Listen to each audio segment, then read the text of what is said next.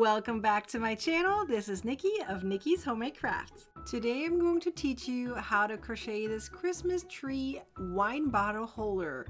It's such a beautiful gift. This pattern is part of a very special event called the Advent Calendar Crochet Along Volume 2. It has a mystery feature to it because you don't know which pattern I will be publishing each day. The entire event has 30 crochet patterns. 24 of them will be available free to view on my website. But again, you don't know which one. The 24 patterns will also be available in my membership, ad-free and printer-friendly. You can also get those on Ravelry and Etsy as a PDF. All 30 crochet patterns include a video tutorial. If you want to get all 30 crochet patterns ad-free and printer-friendly, then get my ebook at the link down below in the description or my website. All 30 crochet patterns are last-minute gift ideas. The entire event is sponsored by Premier Yarns.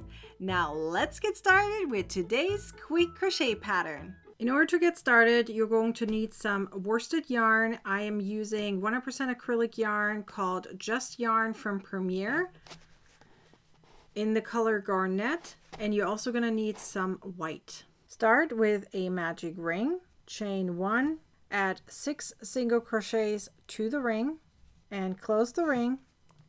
Use your stitch marker, then 2 single crochets in the following stitch and all the way around.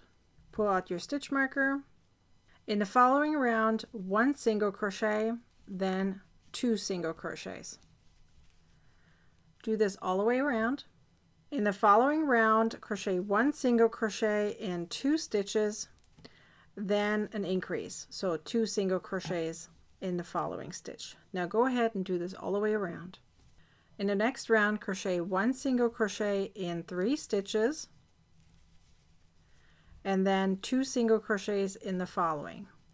Repeat that all the way around. In the following round, crochet 1 single crochet in 4 stitches, and then 2 single crochets in the following. Repeat that all the way around. In the following round, we're going to crochet loosely, I'm emphasizing loosely, 1 single crochet per stitch, but only in the back loop only. Make your single crochets loose, because after that we're going to start with the waistcoat stitch, and you're going to need a loose single crochet in order to push your hook through it. So 1 single crochet per stitch in the back loop only, and crochet it loosely. You're now going to use this graph. This graph is not 100% complete because this graph only focuses on the tree. So it has 17 stitches, but we actually have 36 stitches in a round. So that means whatever's left over, you're just going to crochet in red until the end of the round. The tree's only shown once on the wine bottle holder. Keep using your stitch marker. That way you don't have to do any slip stitches, and you know exactly when the round begins. The round begins always with stitch 1 and ends with stitch 36. So I'm going to show you how to get started on this. Every pixel is 1 stitch. We're going to use the waistcoat stitch. We're going to do 7 waistcoat stitches. The difference between a single crochet and a waistcoat stitch is simply this, that when you look at your single crochet, you have a V on the top and then you have a V in the front. Right underneath the V on the top, but on the right side, if you're righty, of your V from the front, if you go right next to it, so you see the V is still there and there, then that's a single crochet. If you, however, go through the V that you see in the front, like literally push through, then it's the waistcoat stitch. It's also known as the split center single crochet or crochet knit stitch. It has many different names. So what we're doing is we're going to split the single crochet in half, go through, yarn over and pull through, and finish it up like a regular single crochet. So you simply, instead of going next to the V, you go through the V, the front V. So you're making 7 waistcoat stitches, and if you keep your tension loose, you will not have any problems pushing your hook through it. Once you have 7, we now have to do 3 in white. So get your white ready with a slip knot. Insert your hook through the V, pull the slip knot through like so. You can weave in your yarn here at the same time. Then you're going to finish it up with the red. So again, push it through, pull the white through as the front V, and finish it up with the red. And one more time, push the white through and finish it up with the red. Now when you don't use the white, simply carry it with you.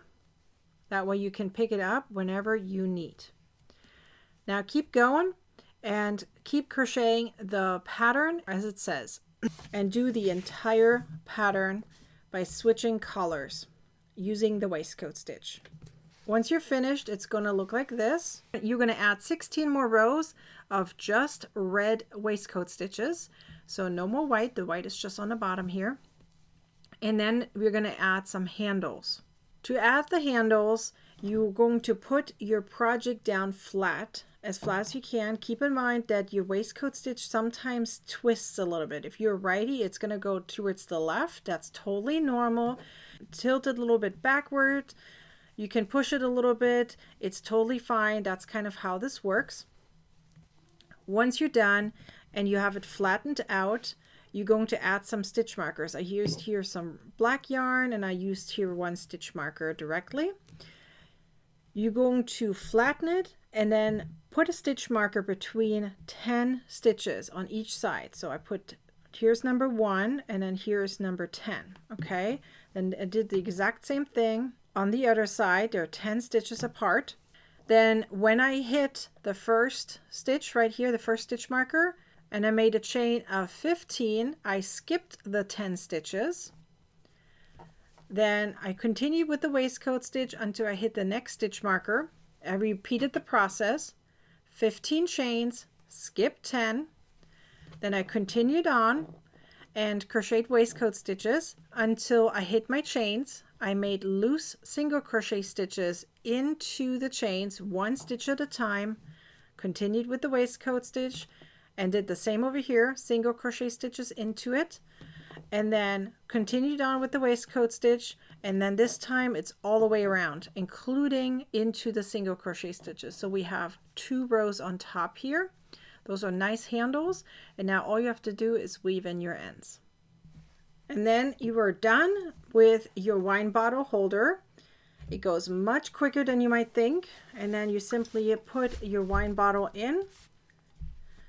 You can see that the top is hanging out just a little bit, which is good because that way you can see it's a bottle, and then you can carry it very nicely. And you can even add some kind of note here on the top if you wished. I would probably put like a little bit of a paper on here and attach it with some ribbing or something if you wanted to add like a name, or put like a little gift card in here or something. That is totally fine. Like a little envelope would work too. Whatever you want. You can even add like a little bow around here. There's enough space right here that you can personalize it for whomever you make this for. But your wine bottle holder is now done. Be sure to like, comment, and share this video, and subscribe to my YouTube channel and turn on the bell to get a notification next time I publish a new video or go live. Now go ahead and watch the next video. I'm sure you want to. I'll see you next time. Bye.